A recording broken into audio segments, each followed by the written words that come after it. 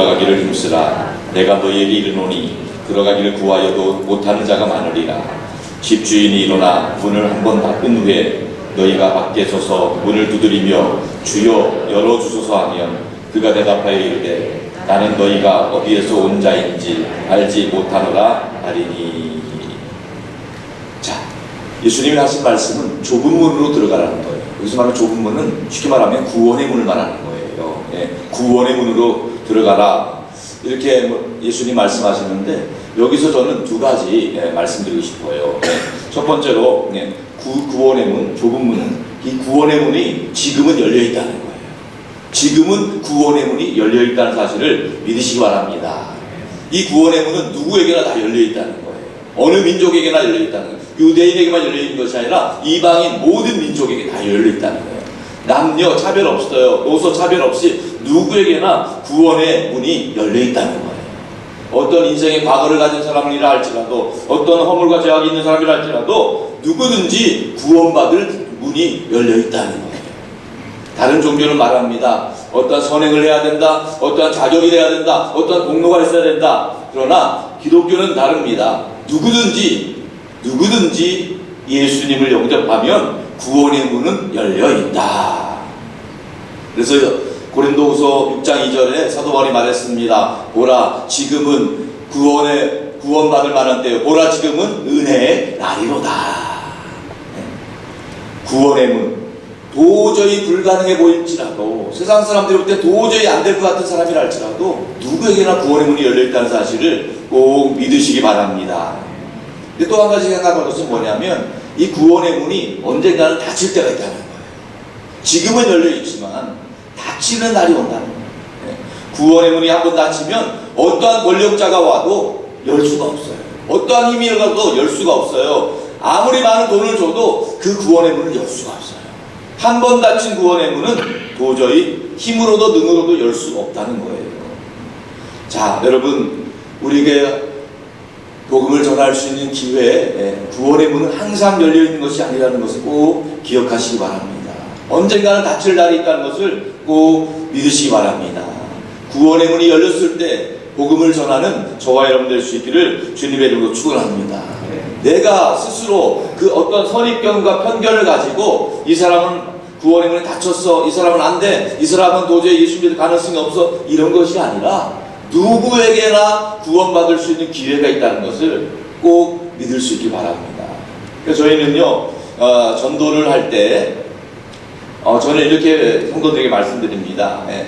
여러분들의 전도할 대상자, 전도 목표, 전도 타겟은 누구냐 하면, 여러분 주변에 한 번도 교회 온 적이 없는 사람, 한 번도 복음 들어보지 못한 사람, 예를 들면 평생 절에 나가서 30년 넘게 절에 다니는 바람에 교회 문턱에 한 번도 오지 못한 사람, 1년에 12번씩 제사 지내는 바람에 교회 한 번도 못 온 사람, 이분들이 여러분들의 전도 목표입니다. 이런 분들을 전문용어로 뭐라고 하는지 아세요? 따라해봅시다. 생짜라고 해요. 한 번도 복음 들을 일이 없는 사람들이에요. 입장 바꿔서 생각해보세요. 여러분들도 절에 갈 일 없잖아요. 혹시 모르지만 또 정치로 갈 일 없잖아요. 마찬가지입니다. 평생 절에 다니고 평생 제사 지내는 분들은요, 한 번도 교회에 올 일 없고요, 한 번도 복음 들어본 적 없어요. 그런데요, 그분들은요, 신심은 있기 때문에 복음을 듣게 되면 그분들이 충격을 받아요. 예수 그리스도를 믿기만 하면 구원받는구나. 내가 평생 절에 갔다 바친 게 얼마고, 내가 평생 제사 지낸 게 얼마인데 예수 믿으면 되는구나. 복음을 알게 되는 거예요. 여러분, 끝까지 포기하지 말고 그분들이 복음 들을 수 있는 기회를 마련해 줄 수 있기를 축원합니다. 그래서 전도 3장 1절에 보면, 천하 범사가 기한이 있고 모든 목적이 이룰 때가 있다. 타이밍이 중요하다. 어느 권사님이 조카를 복음 전하기 위해서 굉장히 많이 노력했어요. 그런데 해마다 올 때마다 교회 올 때마다 선물만 쏙 빼먹고 가는 거예요. 얼마나 얄미운지. 너무너무 뺀질거리는 거예요. 그래서 한 3년 동안 초청하다가 초청 안 했어요. 그랬더니만 때가 되니까 그 조카가 전화했더래요. 고모, 이번엔 뭐 없수? 그러더래요. 그래서 이번에는 너한테 줄 거 없다라고 하려다가 이번에도 뭐 있다고 했더니만 그 기회에 그 3년 차에 복음을 듣고 예수님 영접하고 지금까지 하나님의 자녀로 살아가고 있다는 이야기입니다. 우리 모두에게도 이런 복음을 전할 수 있는 기회를 열정이 타오를 수 있기를 주님의 이름으로 축원합니다. 감리교 창시자인 요한 웨슬레의 동생 찰스 웨슬레가 있어요. 그 찰스 웨슬레가 영국 사람들을 보면서 그들이 타락한 모습을 보면서 안타까운 마음으로 지은 찬송가 269장인데 그 가사에 보면 웬 말인가 내 형제여 주 안이 믿다가 죗값으로 지옥 형벌 너도 받겠구나, 이 가사가 있어요. 그 원문에 보면 웬 말인가 내 형제여, 왜 믿지 아니하느냐, why not believe, 왜 믿지 않느냐, 왜 믿지 않느냐, 예수 믿으면 구원받는데 왜 믿지 않느냐, 안타까운 마음으로 절규하는 마음으로 그들 향해 외치고 있는 거예요.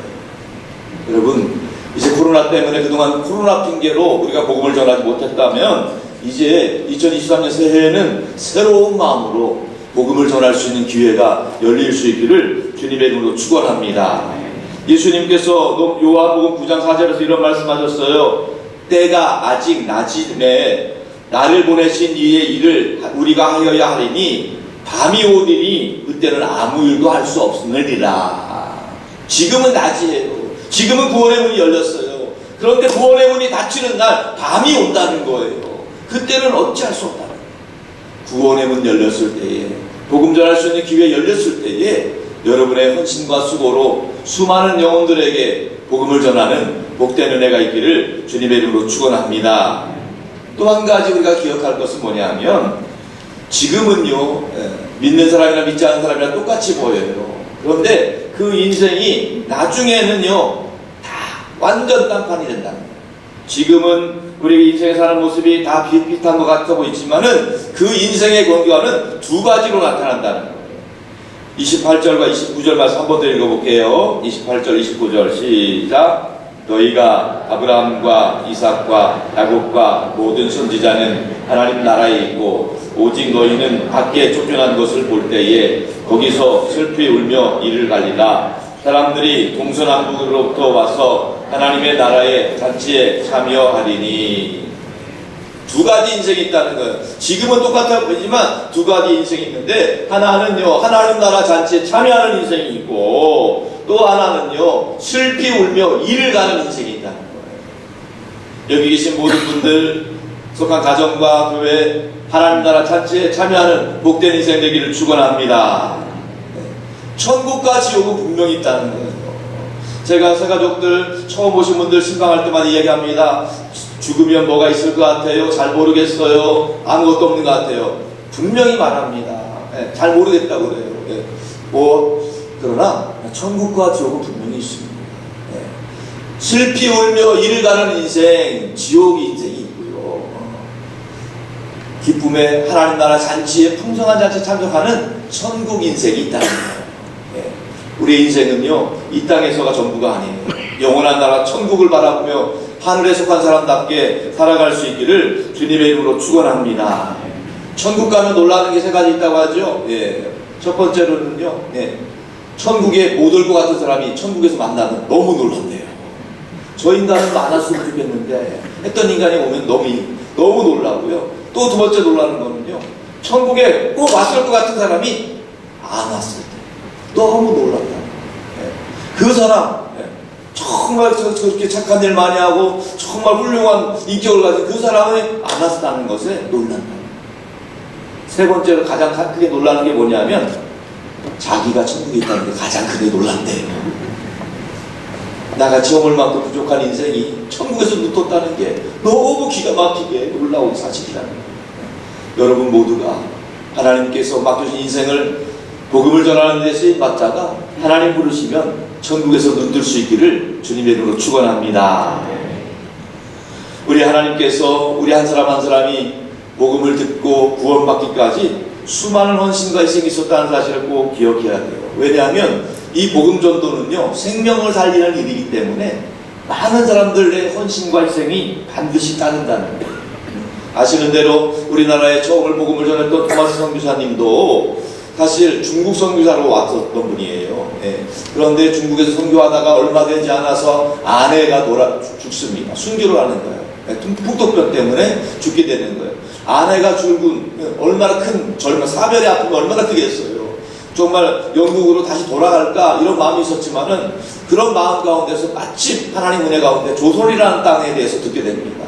그래서 조선에 와서 그 복음을 전하자, 한 번 더 복음을 전하고 가자, 그런 마음으로 대동강변을 따라서 복음을 전하게 오였는데, 여러분 아시다시피 안타깝게도 순교를 하게 되죠. 순교를 하면 세상적으로 보면은요, 엘리트가 중국 선교사로 나와서 아내도 죽고 본인도 죽고 그 집안 망했다, 이렇게 볼 수 있어요. 그런데 하나님의 관점은 그렇지 않습니다. 그때 전해주었던 성경책 때문에 놀라운 하나님의 역사가 이루어졌다는 거예요. 그 당시엔 종이가 교육이기 때문에 성경책을 그냥 버리지 않았어요. 다 집에 와서 뭘 썼냐면 도배지로 썼어요. 도배지. 벽에다 붙였다는 거예요. 벽에다 붙여 흙집이었기 때문에, 종이가 교육이기 때문에. 그런데 그때 있었던 한 사람이 할 일이 없어서 한량을 그리면 비둥거리다가 방에 누워있는데 천장에 붙은 그 성경, 한글 성경을 보게 된 거예요. 주 예수를 믿으라, 그냥 너와 내 집에 구원을 얻으리라. 그 말을 듣고 그 가정이 구원받게 되고 평양의 첫 번째 교회 성도가 되었다는 거예요. 할렐루야. 하나님 하시는 일 놀랍습니다. 여러분, 구원은 하나님께 달린 거예요. 여러분이 수고 헌신하는 게 열매가 있을 수도 있고 없을 수도 있어요. 그러나 반드시 하나님께서 하나님의 방법으로 하나님의 때에 구원의 역사를 이루어 주실 줄로 믿습니다. 옛날에는요, 우리가 어렵고 힘들 때는요, 부활절이나 성탄절 때는 꼭 그래도 교회 갔잖아요, 아이들이. 왜냐면 세상에 놀 일이 없으니까. 요즘은요, 교회 올 일이 없어요, 아이들도. 학원 바빠요, 유치원 때부터 바빠요, 바쁘다 그러기 때문에 너무 정신이 없어요. 교회 올 일이 없어요. 복음 들을 일은 더더욱 없는 거예요.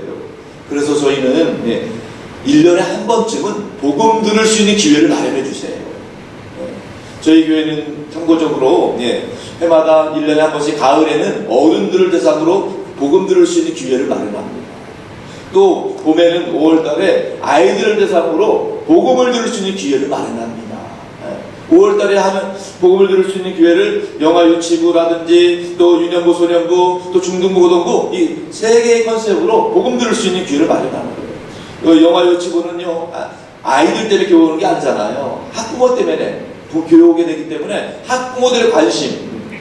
그래서 주말에 토요일날 시간을 마련해서 인천대공원에 같은 데서 그 아이들에게 하루 일일 캠프 같은 걸 여는 거예요. 그럼 그때 아이들이 오거든요.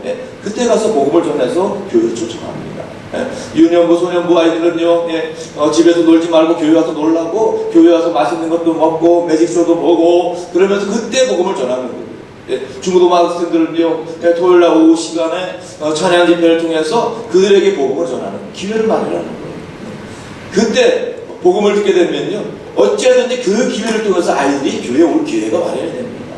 그때 교회에 왔던 아이들이 그냥 돌아가는 것이 아니라 성경학교와 수련회와 이어져서 그때 재초청이 되어서 그 아이들이 양육되고 그 아이들이 교회에 정착하게 되는 것을 우리가 보게 되는 것입니다. 여러분들 가정과 또 교회에도 마찬가지입니다. 복음 들을 수 있는 기회를 마련해 주시기 바랍니다. 평생 복음 들을 일 없는 아이들에게 복음 들을 수 있는 기회를 마련해 주시기 바랍니다. 그 기회를 통해서 예수 그리스도의 놀라운 구원의 복음이 여러분 가정과 교회 가운데 역사될 수 있기를 주님의 이름으로 축원합니다. 그래서 먼 날 여러분이 천국에 갔을 때에 당신 덕분에 예수 믿게 되어서 천국에 오게 되었습니다. 선생님 덕분에 내가 여기 교회에 정착하고 예수 믿게 되어서 이렇게 복음을 듣게 되었습니다. 감사하고, 그래서 하나님께 영광 돌리며, 그래서 천국에서 영광의 면류관에 상급을 쌓는 저와 여러분 될 수 있기를 주님의 이름으로 축원합니다. 축원합니다. 기도하겠습니다. 하나님, 우리가 인생 살아가면서 예수님 덕분에 구원받고 하나님 자녀 되게 하셨사오니 감사를 드립니다. 구원의 문이 지금은 열려있지만 언젠가 닫힐 때, 구원의 문 닫히기 전에 복음 전할 수 있도록 우리 모두를 붙잡아 주시옵소서. 하나님 아버지, 이 땅의 삶이 전부가 아니라 천국과 지옥이 분명히 있음을 기억하게 하여 주시고, 우리 가정과 교회에서 복음을 전할 수 있는 기회를 꼭 마련하게 하여 주시옵소서. 우리를 통해서 구원의 문 닫히기 전에 복음을 전하고 하나님 잔치에 참여할 수 있도록 복음 전하는 그 한 사람 되게 하여 주옵소서. 비록 우리가 나중에 믿었을지라도 믿음에 관해서는 열심 내고 또 영성에 관해서 전도에 관해서는 열심을 내는 저희 모두가 되게 하여 주옵소서. 하나님께서 우리 모든 교사들 또 가정과 또 교회 가운데 성령의 충만한 은혜로 붙잡아 주시어서 사역의 기쁨과 보람과 열매가 풍성히 맺어지게 하여 주시옵소서. 감사하고 예수님의 이름으로 축복하며 기도드립니다.